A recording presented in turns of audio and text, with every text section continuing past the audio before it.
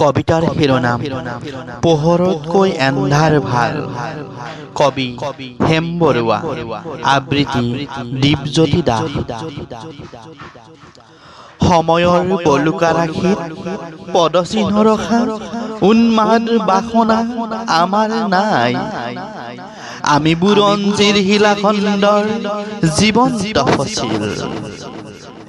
হে ৰাস শকুন্তলা, তোমাৰ চকুৰ শেৱালি পাহিত দুষ্মন্তৰ চুমাৰ চেকা, কোৰিয়াত জৰাসন্ধৰ কংকাল। এছিয়াৰ আকাশত আগুৰি শগুনৰ জাক। আমি জীয়াই আছো যুগৰ সীমান্তত, প্ৰাচীন নাবিকৰ জকা। কালিদাস, তুমি কোন অলকাৰ পলাতক কবি? ডাৱৰ দেখি উন্মাদ তোমাৰ কাব্যবেদী, আমাৰ জীৱন অৰ্চনা সৰি পৰা মদাৰৰ ফুল। গুৰুটো নেলাগ, গোসাঁইটো নেলাগ, থাক তলে ভৰি ভৰি।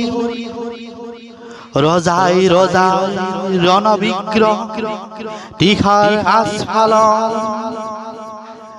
আমি খাণ্ডৱদা অগ্নিশিখাৰ পুৰি চাই হোৱা বিৰিণাৰ ফুল।